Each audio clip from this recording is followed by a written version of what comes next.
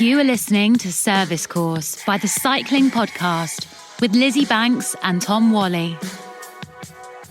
Well, it's pointless asking, but where are we, Lizzy? We're at home again, still, but it's in good. our separate homes. Yeah, in our separate homes. We're not in the same home, but it's really good actually because it's raining, and I'm really happy to see because we've had a month of sunshine, which has been glorious.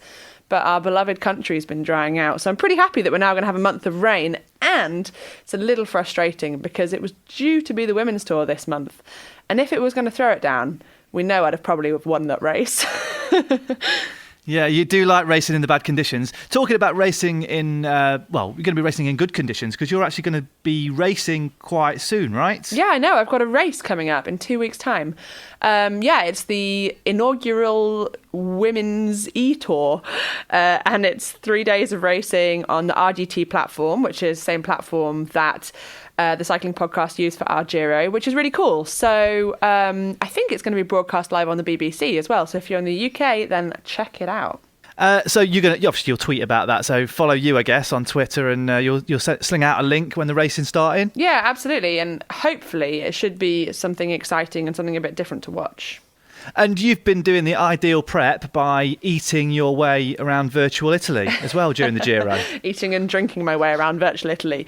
Yeah. It's been interesting preparation, but no, it's been really, really good fun. I've been joining in with Lionel as he's been cooking his way around Italy. And then even on the days when he wasn't cooking, we were kind of finding new recipes and drinking some of the delicious wine from Divine Cellars that was part of the Baby Giro box. So yeah, it's been really fun. It's been something a bit different to do, and it's just been weirdly nice to spend some time at home. Obviously I wish we weren't in the middle of a global pandemic, but you never get to spend time at home, especially during this time of the year. So it's actually something quite different and kind of weirdly enjoyable. I'm not sure if I'm allowed to say that I'm enjoying spending time at home, but yeah, I am.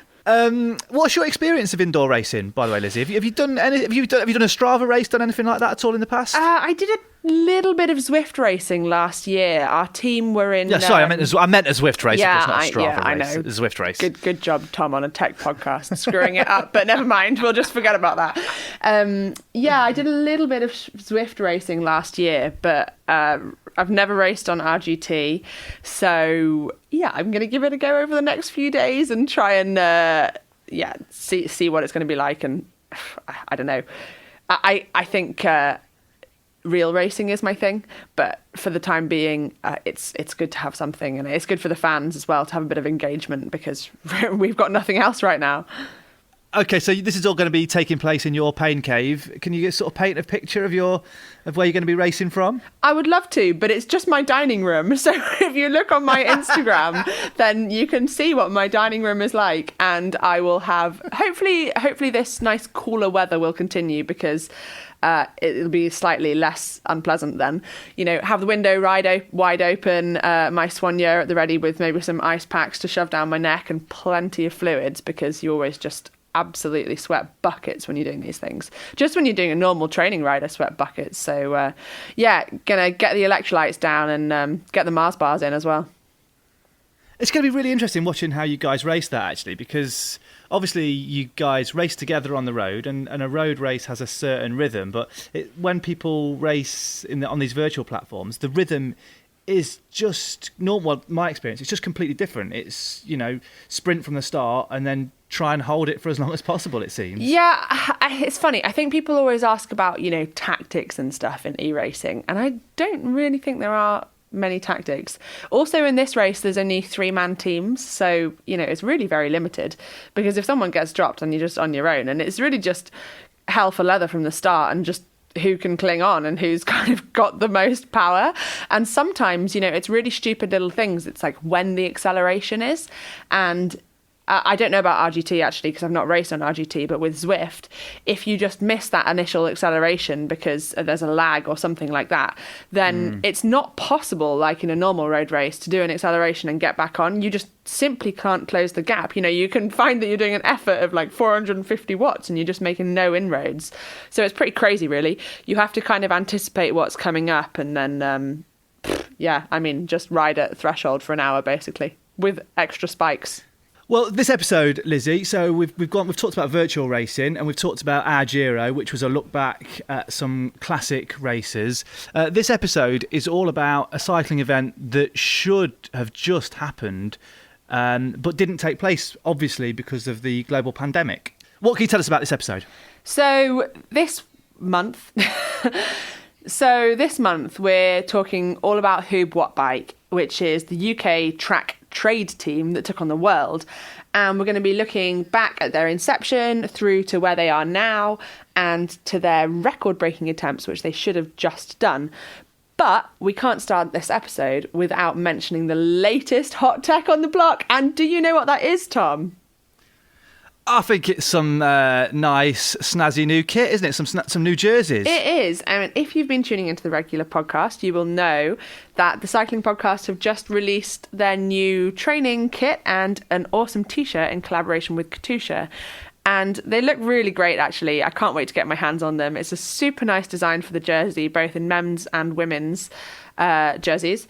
And then there's a great T-shirt with, incorporate some of the best phrases from the Cycling Podcast over the years. So go to Katusha and you can reserve yours now, and hopefully the production will be pretty soon. But they look great, so don't delay. Get your hands on them. Well, I've got my Stacey Snyder mug. I've got my box of Giro wine. I just need the jersey now. You're pretty lucky that you've got your Stacey Snyder mug. I actually had a conversation with someone the other day who messaged me saying, did you manage to get your Stacey Snyder mug? Because I've been trying and I was 8 minutes in and I missed it. So, very rare those, Tom. Well, do you know how I got it? A friend bought it for me. That's how I got mine. I didn't get one for being part of the Cycling Podcast. Okay, well, before we get on to Huub Wattbike, and I'm really excited to listen to all this because you've done a lot of interviews with them, and the thing about that team is they are just such great innovators, and had they been able to do their series of world record attempts, we would have seen some incredible innovation in action. But before we get to them, let's do a quick news roundup. I've got a few little stories I've picked up over the month for you, Lizzy. I don't know if you've seen all of these, but first one I want to talk about was the first indoor cycling shoe. So obviously the COVID-19 pandemic has forced people to do a lot more indoor riding on the turbo, and Nike have released what they're claiming is the first indoor specific training shoe. Well, that's pretty interesting because Nike have been in partnership with Mark Cavendish for a long time. But as far as I'm aware, Nike don't actually make the shoes. Somebody else makes the shoes, and then Mark and Nike get them, painted up with the Nike swoosh on them. So that's interesting. And I'm not quite sure what the difference is between an indoor shoe and an outdoor shoe. Maybe you can tell me, Tom, is there a bit more ventilation?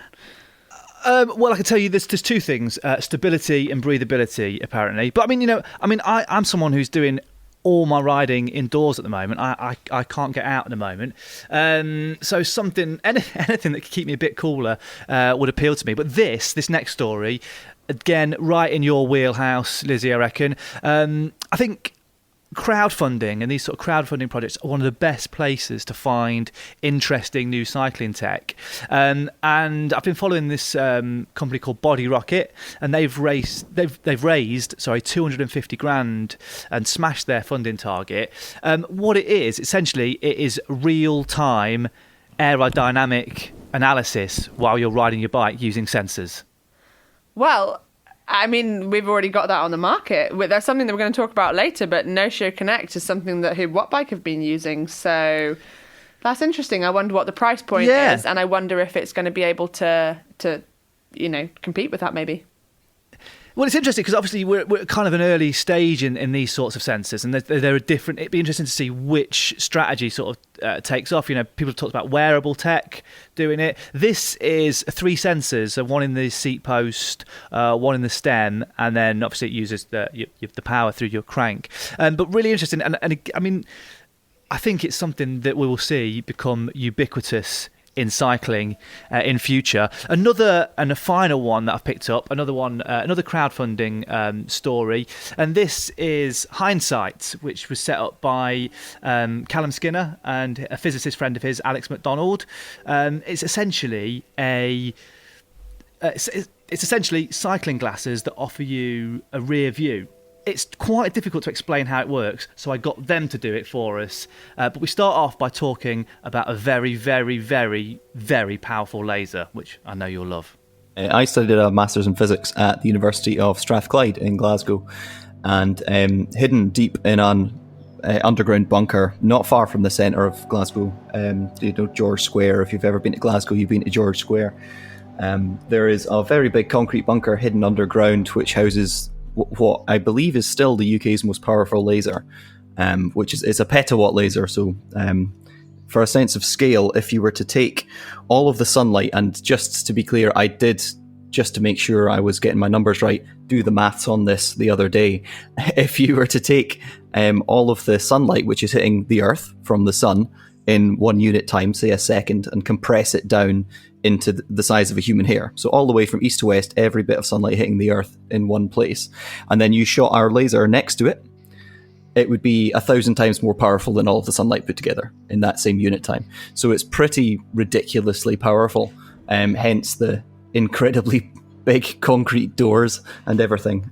So it's quite a beast, really. So we were using that it was called the Alpha X laser at the time, and I was responsible for redesigning the alignment of what are called quadrupoles, which are basically big electromagnetic lenses. Because if you're firing a laser that's that powerful into a glass lens, the glass lens is just going to vaporize. So you need to find something more interesting to steer the laser, and we did that using electromagnetic forces.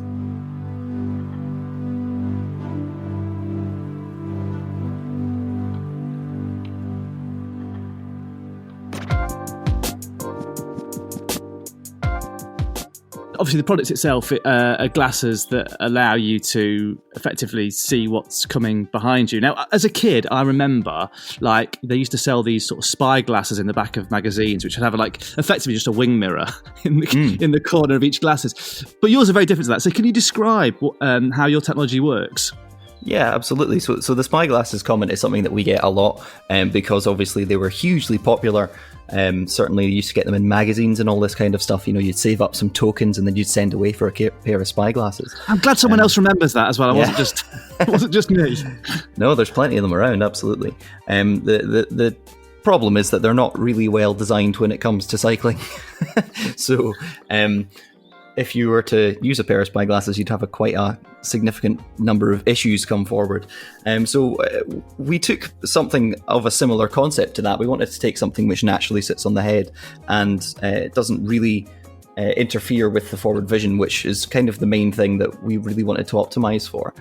Because obviously as a cyclist, you can't really call something useful to a cyclist if it stops you being able to see what's happening ahead of you. So one thing we spent a lot of time on was the optimization of the mirror. So the way the lenses work is they have a fully integrated angled mirror. So it's the first time anybody's trying to develop a lens like this, which is effectively a two-part lens with one part of it being an internal mirrored coating. So the mirrored coating is actually mostly transparent, so it allows you to choose where you can focus your vision. So we've got one or two little videos on the Kickstarter page which will explain this and kind of demonstrate it. But it's really hard to describe, even visually, how the glasses work without giving somebody a pair. I mean, Callum could attest to this when he tried them, he just got them. But because as a human, you have the ability to choose where your visual focus lies. If you choose to look in the mirrored portion, then you're able to see what's coming behind you. And if you choose to look through the mirrored portion, you're able to basically just see straight through it.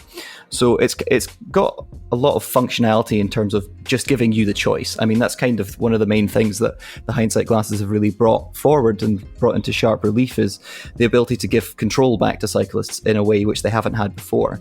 Because one thing we say a lot is that every other vehicle on the road is required by law to have rear view mirrors.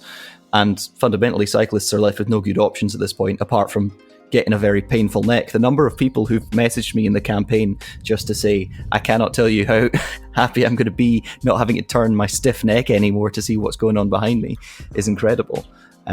Plus, there's an interesting little artifact based on human vision, which is that it's an interesting little area which not most people are aware of. So if you take your actual full visual field, most people can see something like 170 degrees looking straight ahead of them.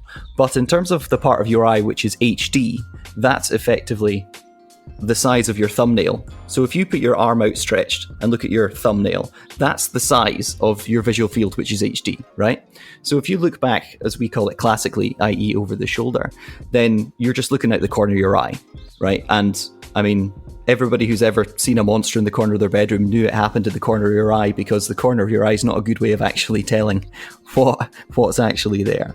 So with hindsight glasses, you can use the HD part of your eye. So it's effectively a whole upgrade in terms of the visual clarity you can use to identify what's behind you. So this means that when you're using a pair of hindsight glasses, you can look behind you and you can see the number plate of the car. You can see if the driver's texting, or the number one use that I've found of it so far is to see if a driver has actually acknowledged either that I'm braking or that I've made a turn signal.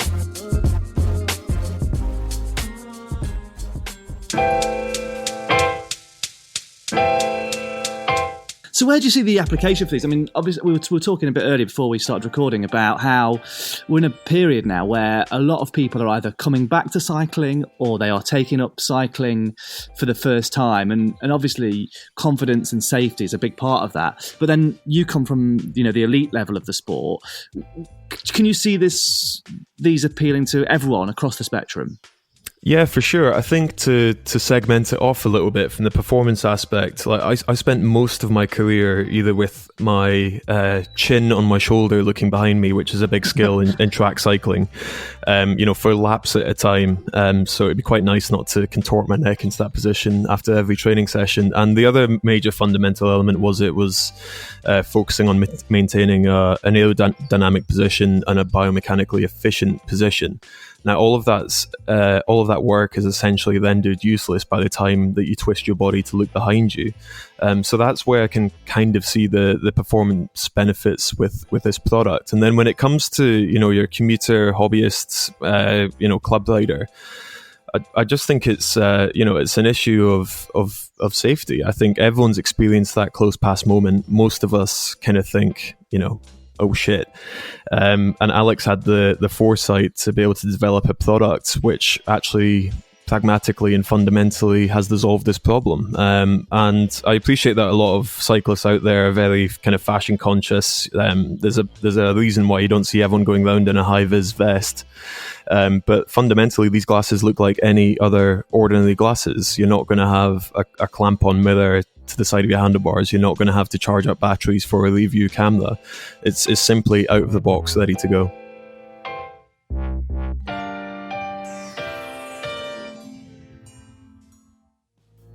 The Cycling Podcast is supported by Science in Sport.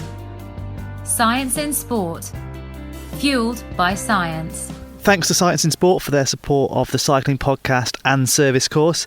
You can get 25% off your Science in Sport products at scienceinsport.com with the code SISCP25. Science in Sport launched a new product this week, a performance nitrate range formulated to deliver effective doses of dietary nitrates to support loading, pre-exercise and intra-exercise usage. The key performance benefit is that nitrates improve muscle efficiency by reducing the oxygen cost of exercise and maximising endurance performance, enabling athletes to go harder for longer. The SIS Performance Nitrate range includes gels, bars, powders, shots, and use rhubarb juice concentrate and amaranthus leaf extract as unique sources of nitrates, providing a superior taste profile and delivering a higher nitrate dose compared to anything else on the market. Supplementing with nitrates can improve running economy or cycling efficiency by reducing the oxygen cost of exercise. For more information on the performance nitrate range, see scienceinsport.com, and remember you can get 25% off your Science in Sport order with the code SISCP25. All right then, Lizzy. So, Huub Wattbike, over to you. Yeah, let's go back to where we started. And really, we're going to start at the end of the story for the British track team, Huub Wattbike. The recent change in UCI rules last year banned trade teams from competing in the Track World Cups. And that spelled the end for the likes of Huub Wattbike and the Dutch team Beat, who you also might have heard of. But with every challenge that had been thrown at the team in the past, these guys just saw this as another opportunity. So just a couple of weeks ago, they were due to have been upper altitude in Bolivia to make an assault on pretty much all the track records out there. The last 3 months, they've been intensively and specifically training with just this in mind, and everything had been dedicated and focused on this goal, with 3 altitude training camps, thousands of hours of combined training and testing over the last couple of years, and all of that had been building towards this goal. Pulling off even one of these records that they were attempting to break, well, it would have been one hell of a way to go out, and really would have finished quite literally on a high for the team. Except they never got that chance to see what was possible. Here we hear from Will Perrett, Kyle Gordon, Dan Bigham and John Archibald about what did happen. Spent 3 or 4 days out in Tenerife training as normal, and then about on our 5th day, Tenerife and the Canary Islands went into lockdown along with Spain, and all of a sudden we were in a Airbnb 2,500 metres above sea level that doesn't have, you're running off a generator for electricity, you don't have hot water in the tap, you've only got a hot shower,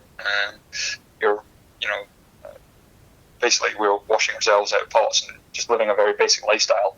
And you're all of a sudden locked in that house, not allowed to leave, not allowed to cycle, not allowed to walk. You're in strict lockdown procedures that they were implementing in Tenerife, Spain, and the other European countries. Just before, a couple of days before we left, we also got the news that the complex in Bolivia, where the velodrome is, was being used for COVID patients, and that the record attempts were up. So it was quite a bit of a real anticlimax for all of us, because we'd gone up there to train, we were training hard, then we couldn't train, and then we were thinking, right, how do we keep ourselves fit if we can't get out the front door? And then eventually the news broke that we wouldn't be able to go out and actually have a crack at the record. So that was pretty tough for all of us. But again, we were just happy to, at the end of it, get home safe. And we were quite lucky that we could come back here. We did the self-quarantining for a couple of weeks in Derby, and then I think we went our separate ways. We got a flight back that Thursday. It was quite funny because Will was quite reluctant to leave, but in hindsight, we were lucky to get that flight because it was one of the last leave the island, and if we hadn't got it, we could possibly still be there now. So we were pretty lucky to get off in that flight. Yeah, it's a quarantine zone for Cochabamba, which is the velodrome we were going to go to. So even if we wanted or could even get there, there's no way we could have even ridden on the track with hundreds, if not thousands, of people with coronavirus floating around. It was, basically impossible. But I guess a lot of athletes are in the same boat with Tokyo. So there's a lot of sympathy and empathy between all athletes who are in a very, very similar situation at the moment. I think in some ways we're treating it as our Olympics. So it'll happen. We're just going to be patient around all this and respond to the situation as well as we can, not get frustrated by it. It really was a brutal end to what has been a dream and a whirlwind of a journey over the past couple of years. And in this podcast, we wanted to tell the story from the humble beginnings to being on the cusp of breaking those world records. But of course, we also wanted to geek out about their tech. So we spoke to the chief nerd and the real technological driver behind Huub Wattbike, as it's now known, about the inception of the team and how they managed to take on the world. Here's Dan Bigham. Well, originally it was actually for the NRG driver plan, which was our road team that year that myself and Charlie Tanfield were riding for. So we wanted to have a go at track that winter. This was late 2016, so the Nationals January 2017. We were just training at Derby, nothing more than that, just as pursuiters, 2 of us, planning to go there, have a go at the IV, and that would be that. But after spending a bit of time on the track, we started to realise that we were going pretty well, and probably if we drag 2 of the guys in, we can go and have a go at the team pursuit.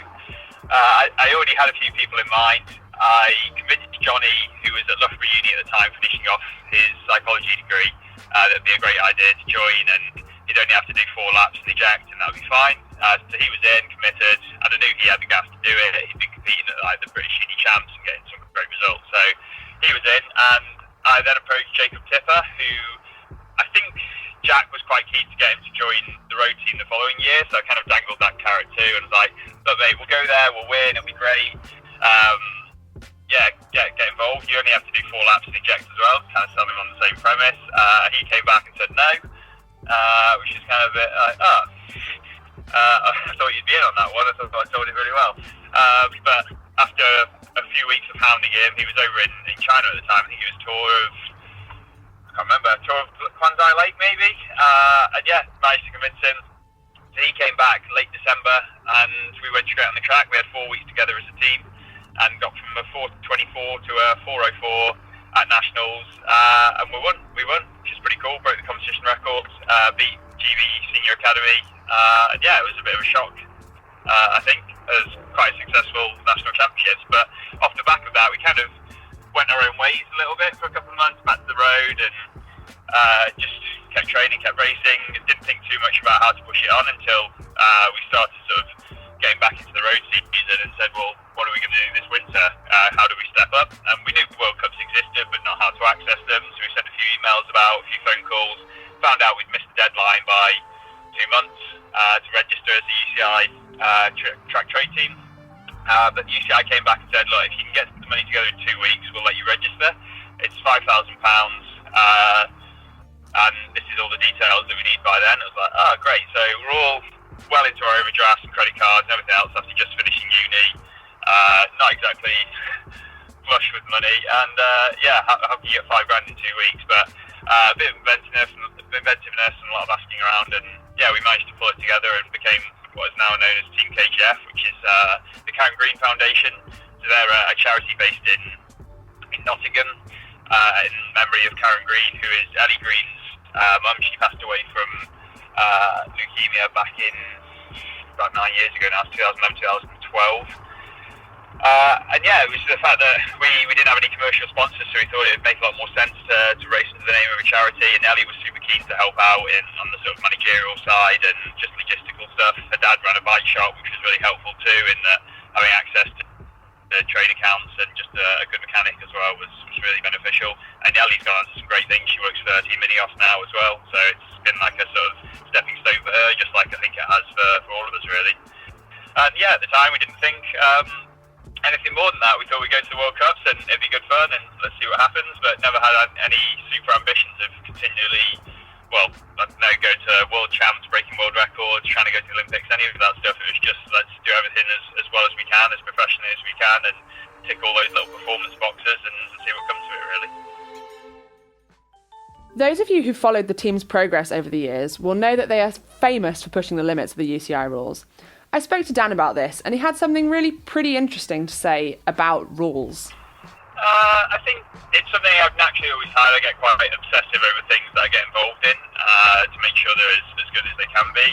Even back in 2015-16, when I was taking up road racing, I was probably a little bit more detail focused on the equipment side and positional side than most were. So things like aerostocks or narrow handlebars. So even back in 2015, I was running 36cm handlebars and got a lot of weird looks for that.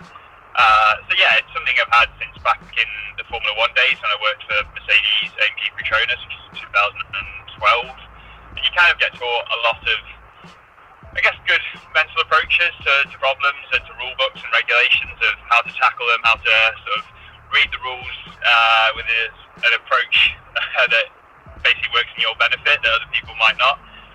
Rules are often written with an intent, but the intent isn't actually what gets sort of put across. There might be sort of spirit, but the spirit doesn't matter. It's just the words on the paper, and if you can read them in a different way that gets you an advantage, then we by all means do. So it's something that's been instilled in me for basically nearly 10 years now, through university and through working in motorsport, and yeah, bringing that approach to cycling has been pretty successful so far. Now, I thought that was pretty interesting. I think listening to that really articulated the thought processes behind the way this team has just pushed the limits of the rules. There isn't even a need to tear up the rule book. You can just twist it and turn it a little bit to make it read the way that you want it to. And that being said, some of these rule pushes clearly pushed the UCI to their limit as well, and to the point when they pushed back. Here's what Dan had to say about some of the bigger challenges and frustrations of trying to push the rules to breaking point and have the UCI push back and change their rules as a result.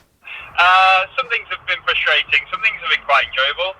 I think every problem just presents itself with an opportunity, and a lot of the regulations they've changed have been around extensions and handlebars and risers and a lot of the sort of front end things that we've always looked to sort of circumnavigate our way around, like the 10 centimetre rule by having longer pads, thicker foam, higher angles, holding on with one finger, all these kind of little tweaks, and bit by bit the UCI have tightened us and painted us back into a corner. I mean, there was even one, we worked with a partner in Derbados called Pentaxia, who developed, or we developed together, a new base bar, riser and extension system.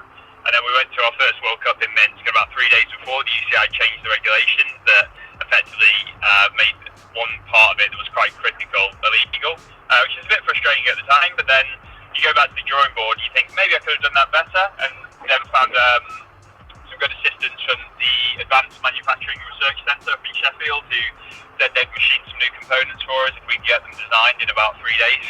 So it was kind of a quick rush, fit the new regulations. We actually ended up with a faster component because of it. So sometimes a bit of pressure to do things differently results in getting more performance. So I think that's kind of been the case over the past 3 seasons, where they always change the rules a little bit and you have to think of it differently, but often end up with a faster product because of it.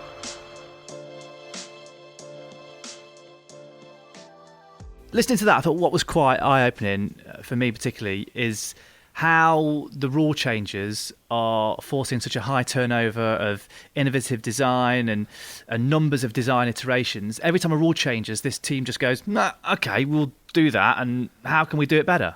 Yeah, absolutely. And it's amazing to see how their partners have stepped up. There's so many passionate people surrounding the team who just want to see them go faster. And that is the exact same way that they approached actually riding the team pursuit.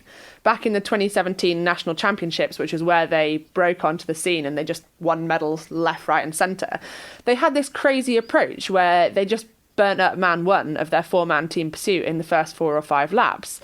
It wasn't something that had been seen before in competition, and it really broke the mould of how to ride the team pursuit, and one that other nations soon began to try and imitate, although not necessarily with the same success that Huub Wattbike had seen.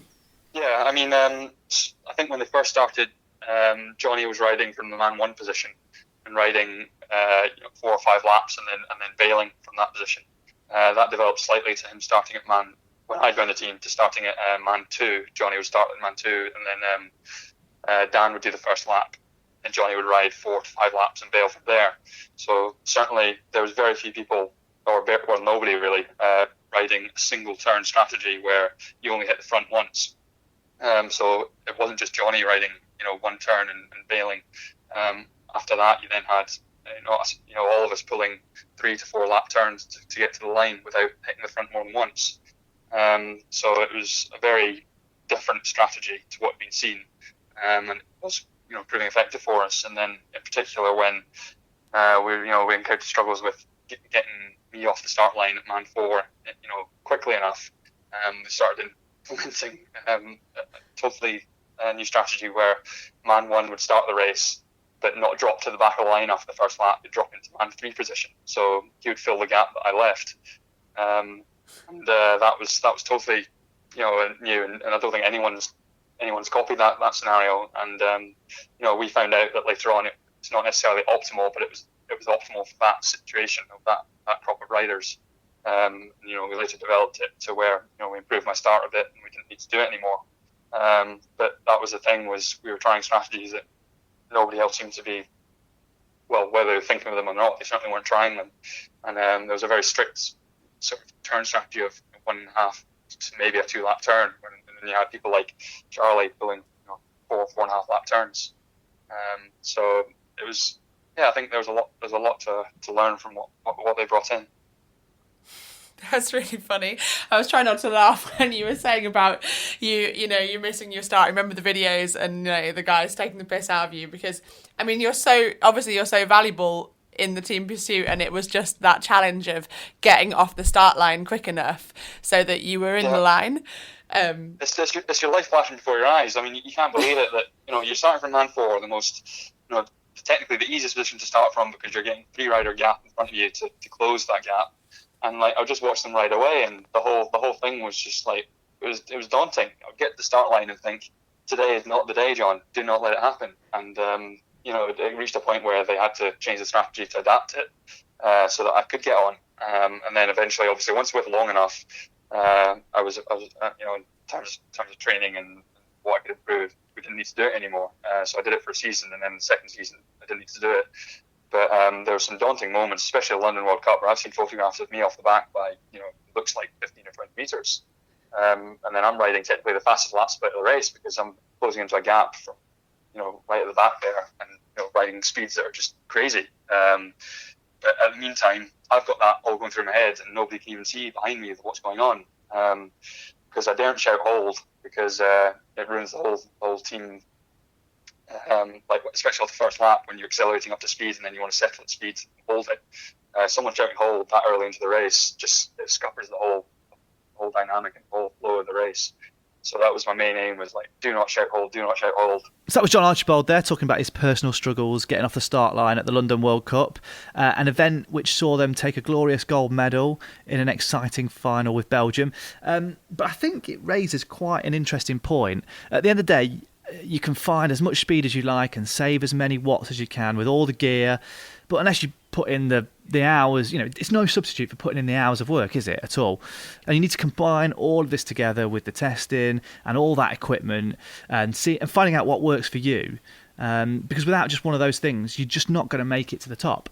Yeah, absolutely. I completely agree with you. And I spoke to a few of the riders about their thoughts on which of these technological aspects that were available to them through the team gave them the biggest advantage after joining the team. And I'll say now, it was pretty interesting to hear the varying opinions. First off, his newest recruit, Kyle Gordon's experience of his biggest technological game changer for his performance. I would say the aero testing side of things, it was something I could never do myself. I didn't know how to do it, didn't have the equipment to do it. Basically as soon as I got on, Dan showed me what to do, gave me the device, the No-Shield Connect, for doing our own aero testing at the track, and he would analyse our stuff. So it was just you can train as hard as you want, but if you can find 50 watts in your position and equipment, then that's the way you want to go. So having that, I found that the biggest gain, getting access to do my aero testing and find gains that way, and equipment, but the equipment came after, obviously, the aero testing, because I tested numerous pieces of stuff. A certain helmet might not work for everybody, so it was like finding the right things, the right suit, the right helmet, the right shoes and pedals that suited my body shape, and position. So that was the best bit I found. In terms of actual numbers, when you're describing the reduction in drag coefficient that you experience from changes in position, what did that actually equate to in terms of power saving and watts on the track? I think in total, from my position when I rocked up with my own bike, when I went onto the new bike and my new position, helmet and stuff, I think it was around about 50 watts. I think it was about 50 watts that I saved, which is a massive chunk of time. I couldn't tell you the exact amount of time. I'm not a spreadsheet kind of guy, but I definitely noticed the difference. I mean, it's just 50 watts is just huge. It's absolutely massive. It's like the difference between an amateur who hasn't trained and a professional who trains. I mean, it can, or maybe in women's level, it can be, it could be a lot more than that, obviously, but it's a huge amount. Yeah. That you can save just from, without actually doing any more training, which is amazing. Yeah. You can train you can train all day, you can train every day, but, to go and find 50 watts in training will take you months, months and months and months. Once you're up that certain level, certain ability, it's all marginal gains, so to it basically felt like taking a sail off my back, parachute. It felt like taking a parachute off my back. And once I got it all together, the new bike, new handlebars, everything that sort of came together, definitely felt the benefits. It was quite exciting moving into the house in the first place, and then it was great to be in there and see all the tech and all the cool kit that I'd never been able to have my hands on before as a student cyclist. So that was great. Now, tech, that's where we're really talking, because that's obviously what we like to talk about a lot on this podcast. So once you moved into the house, what kind of things were you really able to get your hands on that you weren't able to use previously? So this will probably surprise you, but I'd never used a on-track power meter, so I'd never been able to just analyze my own data. It was very much before I'd have my power meter on the road to do my road training and on the turbo, but actually on the track I'd still say not that many people have on-track power meters. To get my hands on one of those and actually seeing the numbers I did was just, it was so useful. And then secondly,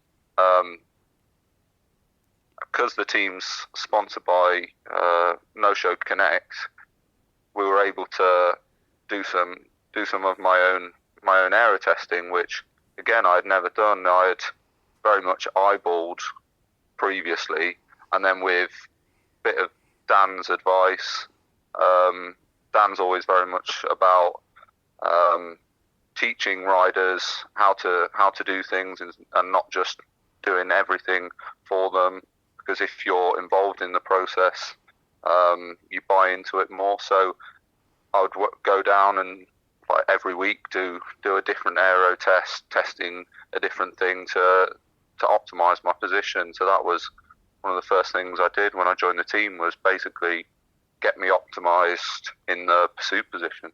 Well, that just shows the importance of testing. And again, we come back to your favourite subject, CDA. Yeah, absolutely. And also it brings in maybe the need for this new body rocket that you were talking about at the top of the show, and their competitor who are already out there, the No Show Connect. And No Show Connect is something that the team have been using. It allows you to measure your CDA in real time on the track. And obviously these guys had access to the track as well. And so they were able to do this track testing day in, day out, measuring, testing different things, like every day, finding out what was the best. Is this position better? Is this position better? Is this skin suit better? Are these wheels better? And really that volume and intensity of testing is what enabled them to kind of make these gains. Well, I hate to stop you in your airflow there, Lizzy. It's a good gag, isn't it? So let's move on to have a bit more of a look at some of the more specific equipment that the team have been using. I think one of the things that's so fascinating has been the look of the team through the years. And one of the things that stands out most is probably the image of the guys in their famous flying saucer-like helmets that do look as if, they look like something out of a sort of a B movie, sort of a sci-fi B movie, basically. Yeah, it's funny. I think the guys say themselves that we're the guys that look really weird, but we go really fast. And these helmets, as they're fondly known by the team, the skid lids, are something that have become iconic and really just associated with their team.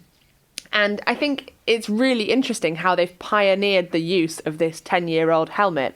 And when they first started using it, people didn't even recognise that it was a legal helmet. Here's what Dan Bigham had to say about using it in competition.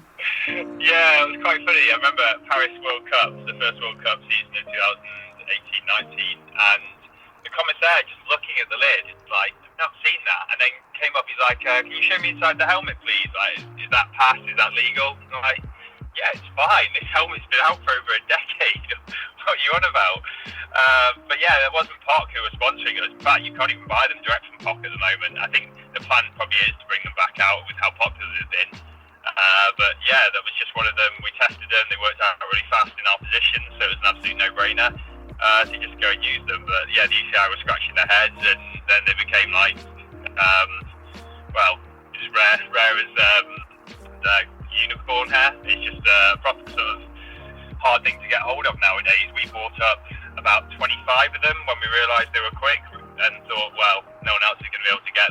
we just keep our hands on them, and no one else can copy us then. And the price has gone up and up. I think retail they used to be about 300, and the going rate is £500-600 now, which is madness.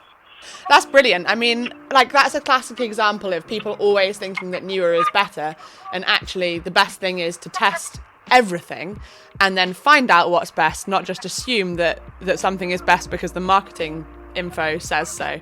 But yeah, that's really cool. Yeah, it's a common problem, I think, in the cycling industry, isn't it? That people look at what the pros use and assume what the pros are using the fastest kit, but having looked under the hood, as it were, World Tour teams and even some nations, they're riding equipment because they're paid to ride equipment, not because it's the fastest. And it's common frustration for a lot of professional riders that they're having to ride substandard equipment or slower equipment than previous editions because that's what the sponsor is demanding of them. Whereas we're in the lucky situation of we ride what's fastest, and if we can get the fastest equipment company to sponsor us, then even better. But on the whole, we just find the funds to then buy the equipment that we know we need. Isn't that great? Just as what we were saying before, test everything, find out what's best, what's fastest, and then try and get those guys on board as sponsors. And that's exactly the same story as what happened with Argon too. The team started using these bikes because they found out that there was a small aero advantage over the Cervelo T4s that they'd been previously using. So they bought all the frames that they needed with the help of a financial sponsor, and then Argon, the next year, hearing about their story and what they were doing, decided to get involved, gave them custom Derbados paint jobs, and as many frames as they needed. Lizzy, you mentioned Derbados there. I'm sure most people know what that is. I know it really well, growing up in the East Midlands. Derbados, the wonderful city of Derby. Yeah, the People's Republic of Derbados, the home of cycling in Britain. And you can buy a T-shirt with that slogan on, and it's like a bit of a jive towards British cycling and the home of cycling in Britain up in Manchester. But all of this also raises a bit of an interesting point about professional riders and the challenges of having to ride kit, which maybe you know isn't actually the fastest out there, or at least isn't the fastest for you. So an example from the women's side was Linda Willemsen back in the 2015 Richmond World Championships.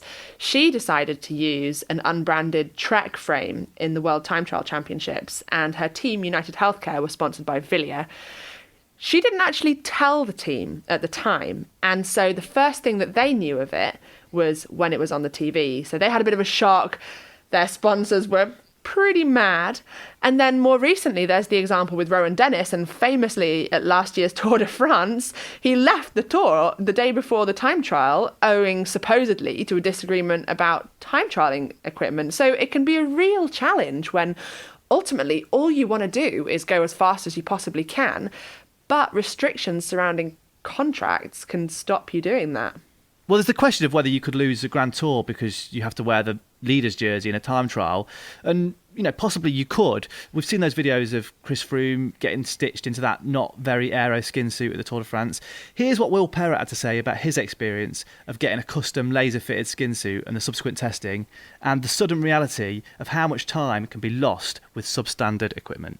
So our skin suits are from Huub and Wattbike, and when we initially went down to Silverstone, where Wattbike are based, they initially did a body scan of us on our bike. So one of the guys at Wattbike, they went round us while we were on our bikes. We were actually topless at the time, so obviously you can see the contours of your skin and absolutely everything and how you're positioned. And this full body scan effectively takes the exact measurements, probably to, I couldn't tell you the accuracy, but practically of all your skin folds as well, and it gives you this perfect 3D model, and it just basically that allowed them to design a custom suit specifically for your body shape and in your position, and then we were able to then go and test different fabrics and different skin suits on different riders, and we found that we were 4 riders riding the same helmet, same bikes, extremely similar positions. If you see us in photos, sometimes it's hard to distinguish which rider's which, but we're all coming out with slightly different results based on our fabrics, based on the angle of our arms, the size of our biceps. If you know, some of the guys with bigger biceps, which aren't me, they require a slightly different fabric to riders like myself that's got slightly skinnier biceps, just based on how the air's flowing off each individual rider. So it was extremely fascinating to be there, to be able to test these things and have specific suits for effectively each individual rider. And I think it's going more that direction, that skin suits are basically they're having to be designed for the specific rider riding.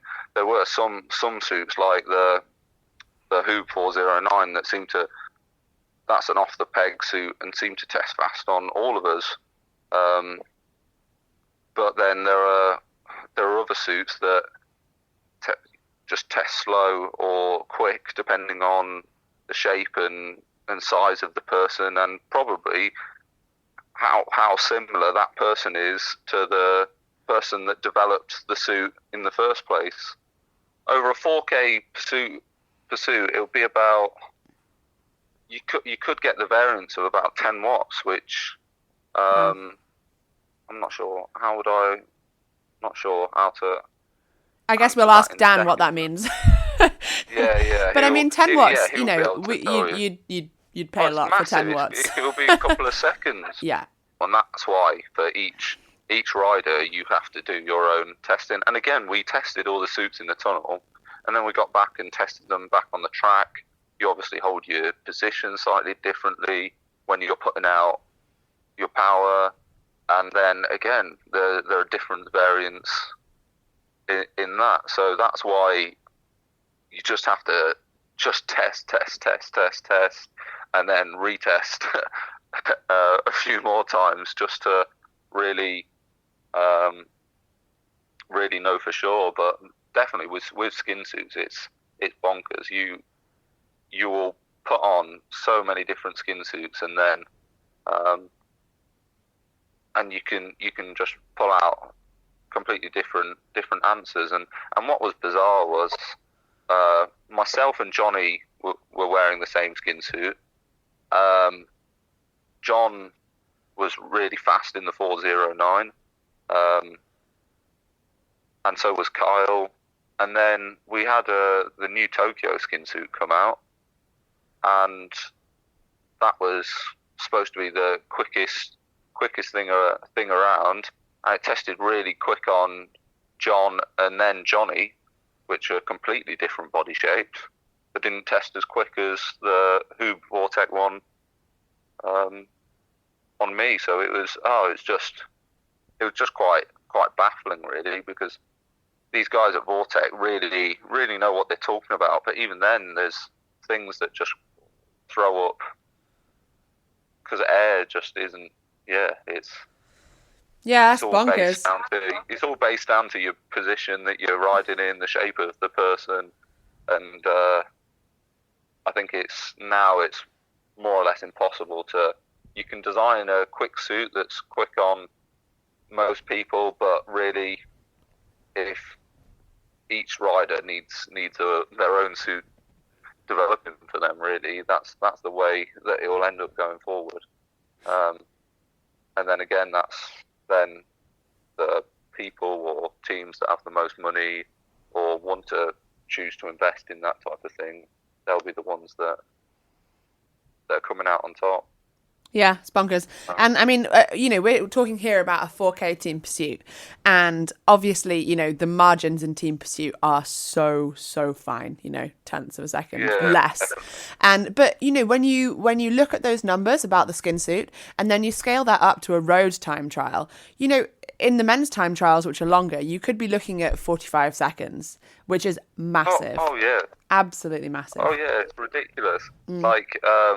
there's all that talk about certain riders having to wear the leader's jersey on the final ride of the Grand Tour and losing out on the Grand Tour by, I don't know, could be a couple of seconds or small margins, but really they've lost themselves 30 seconds in that time trial by just riding the leader's jersey. So it's bonkers, and I don't know how you would go about changing that. Maybe you just have to make sure each team has a skin suit or something in the leader's colours and branded up like them, but their own skin suit. I don't know. Oh, Lizzy, that is bonkers. That is absolutely bonkers. Yeah, it is bonkers. I mean, we heard Will saying there that maybe there was a 10-watt variance between the top-end skin suits on different riders. But when I spoke to John, he told me that the difference between a bad skin suit and a good skin suit can be as much as 30 watts. And certainly for him, it was the biggest gain that he found out of all of the things that he tested whilst he was in the team. The final bit of tech that I wanted to focus on is the team's choice of wheels. It's pretty clear from speaking to Dan that they never use equipment just for the sake of it. They never get an equipment sponsor because they're getting funded. So it was really interesting to see them use a wheel brand that hasn't really been in the public eye until they highlighted their potential. And even now, after the proven success of the wheels, they seem pretty rare. So I spoke to Dan about the team's partnership with Brother Walker Wheels and how the innovative design actually allows them to fulfil their own mantra of test, test, test, without the associated costs of buying so many different wheel sets. Just before we went to our first nationals, we were, I wouldn't say picking up partners, but speaking with companies to see what they had and how they could help us. And Brian Walker was one of the first ones there. I'd seen some of the cool designs that he'd been working on. He effectively builds a wheel very different to how most other wheel companies do. See that you would usually have a spoked wheel or a carbon composite wheel where you have the carbon fibre and what's known as epoxy matrix. You end up with a rock solid wheel. So if you went and knocked your knuckles onto any disc wheel out there, it sound pretty solid. Whereas if you knock it on ours, it's actually really, really soft. And people find that quite odd because what we've actually got is just carbon fibre cloth with no plastic matrix, effectively, just under tension, under the skin. So it's kind of, in a way, a little bit similar to the Dynamo string spokes that have become a bit more popular in the hill climb world of late. So you effectively just run cloth strings from a hub to the rim bed, and it just means you have a light, stiff wheel, but then you can put an aero skin on top, so you can change the aero profile to your heart's content without actually worrying about the structural side of the wheel, which just means for us, we've been developing the wheel since 2017 onwards, and just continually iterate without having to spend a lot of money on new moulds and new components, which is quite a nice way of doing it, really. It's a cheap way of getting fast. It doesn't appeal to me, Lizzy, living with my teammates, but I wonder what difference it made having all the guys living together under one roof. I mean, it clearly worked for them. I think it is a massive benefit. You've got 5 like-minded people to be around. It just makes everything, a lot easier. Training, I'm very self-motivated anyway, but, if you ever do have a day when you think, oh God, I don't know if I can do it today, you've got one of the boys and get on your bike, you know what I mean? You're not due a rest day yet, so like having that extra push, just, having that guy around you, just makes everything so much easier, living with 5 people, you've got 5 brains to go and go for, if you've got a thought or you've got an idea or you're confused about something, you can, we've got them at our fingertips, just go knock the bedroom door, get in there and have a chat. Probably the biggest one is just having Dan, in the same house, anything we need to know, he'd have the answer. Having him, pop into his room anytime, ask him something, he'd always be able to help us out, point us in the right direction if not. I don't know, I should say, if it had its benefits, I would say it definitely got the best out of each other. That was Kyle Gordon there, and I heard it mentioned so many times when I was talking to the guys that having Dan there on hand was such a big factor in the ability to constantly improve. Having Dan's brain was about the best bit of tech the teams could get their hands on, really. But something that I wanted to know about, which was a little bit more complicated, is how do you get the whole team of riders to peak at the same time for the same event? Here's what John Archibald had to say. That is the hardest bit in itself, is you've got 4 or 5 guys potentially turning up to a event, and you've got them all have to be on peak form for 1 or 2 given days. So you're qualifying one night, and the following day you have rounds and finals. And I'm not sure anyone would agree we found a day where all 4 or 5 of us were on form. You could pick out rides where certain people had very good rides, certain people had very bad rides. It just never seemed to be the case that all 4 or 5 of you could peak for the one event, and I think that's a specialty in itself.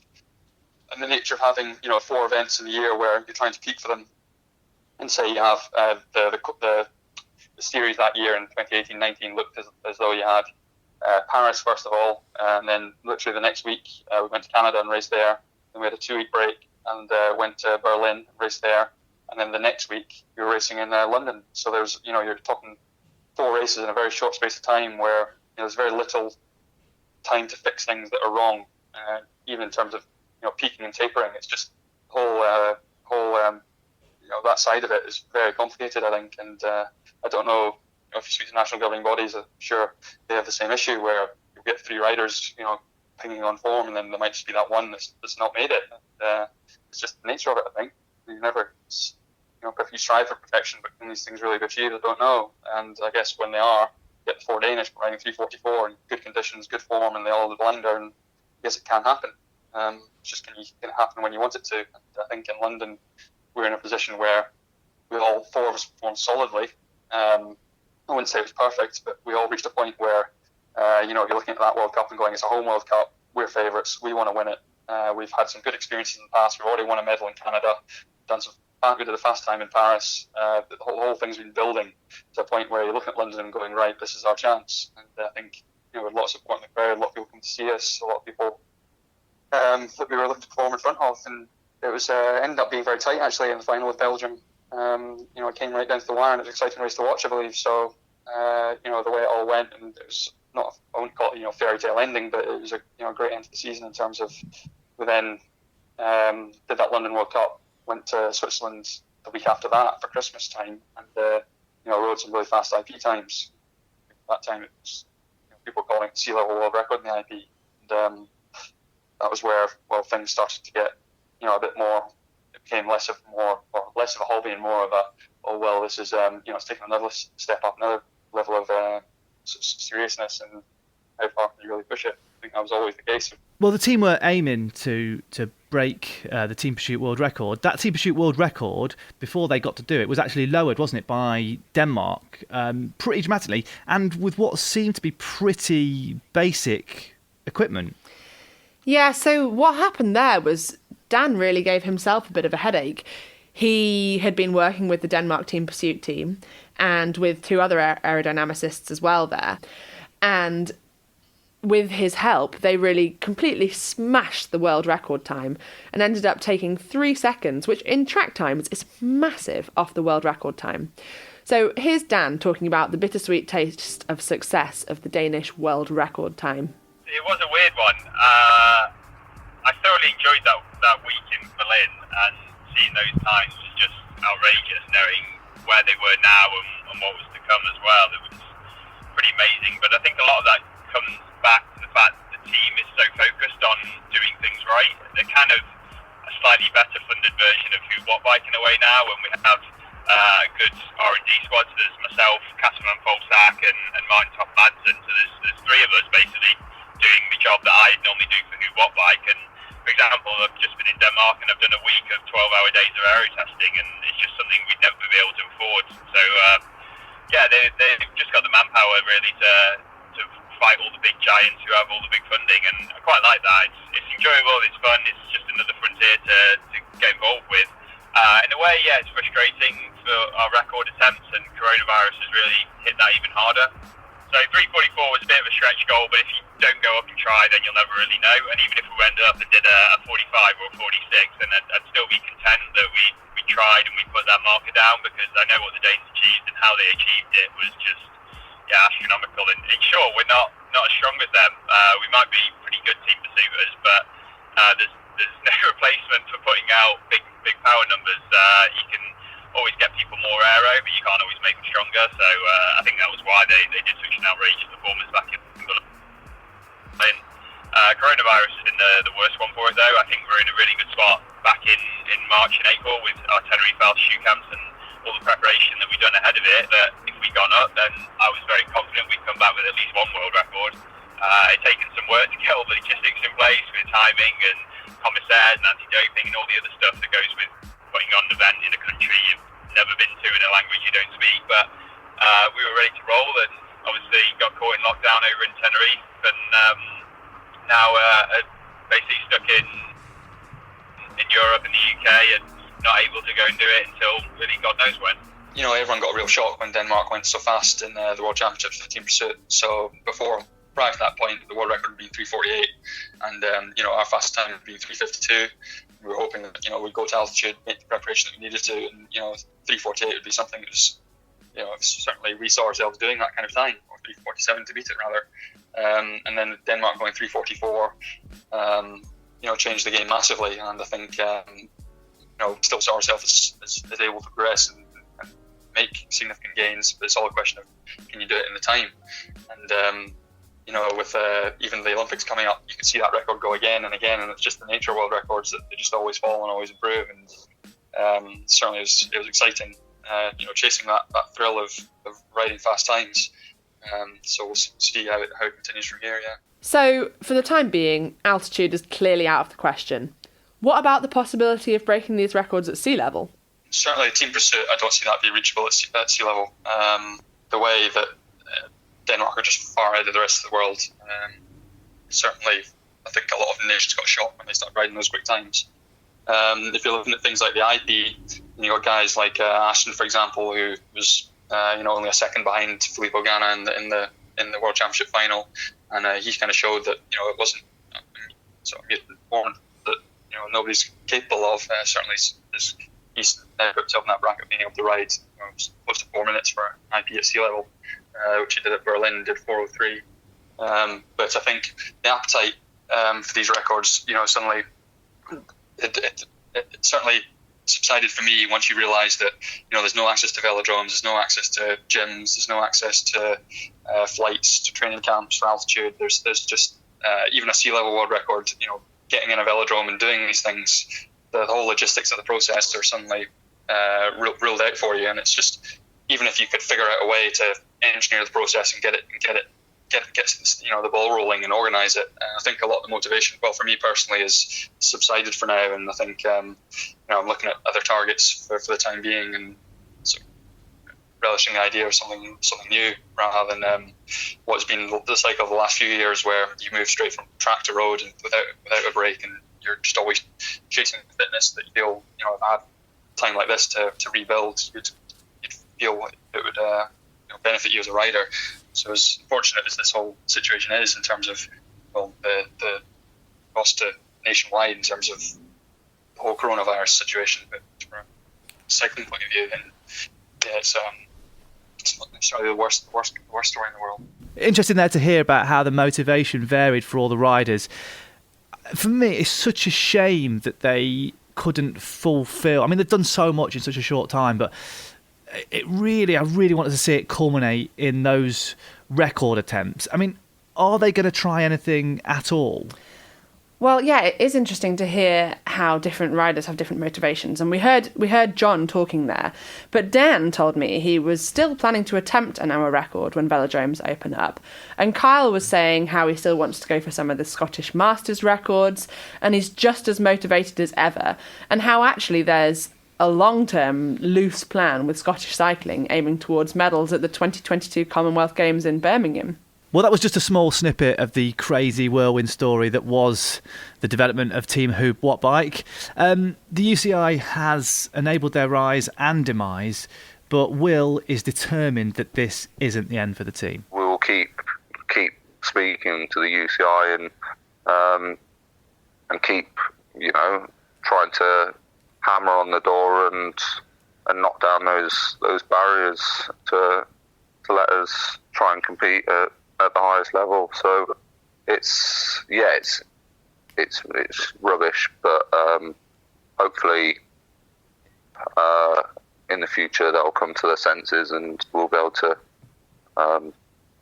get the opportunity. And yeah. So, well, I know Dan is still very much massively involved in cycling, you know, making a difference for world tour teams all over the place and being employed by different teams. But what do you think the legacy of Team Huub Wattbike is? I think the legacy is so far reaching that it's impossible to measure. Can you attribute all of the huge reduction in kind of track times over the past few years to the development and the innovation pushed by Huub Wattbike and Team KGF, as they were formerly known? I don't know. Yes, of course, all the nations are still developing, but maybe the development wouldn't have happened quite as fast. They really have been the world leaders in things like skin suit development and on-track testing and just the way that they have pushed it so fast. And they've pushed these designs in handlebars, and they've been the ones that have caused the UCI to push back and change their rules. So yes, things would have developed, but I don't think things would have developed as fast without a team like this pushing those boundaries. You've got to have somebody pushing those boundaries, and then times will fall. And so that's what I think their legacy is, you know, really these absolutely massive reductions in the world record times over the past 4 years. Well, that was a fascinating episode. We're going to leave it there. In the meantime, we'll be back again at the end of this month. But as we said at the start, Lizzy, you are in racing action, so we can watch you on the BBC in the what's the event called? It's the Women's Tour V Series, and yeah, I'm going to be entering beast mode. And if people want to find out about it, your Twitter is probably one of the best places to go to, isn't it? So what's your Twitter? Twitter or Instagram, yeah, @LizzyBanks. Well, I look forward to seeing you start at 350 watts and finish at 350 watts. Yeah, well, let's hope the race is only 5 minutes long then, because I'm not really sure how much longer I can sustain that, but it's going to be brutal for sure.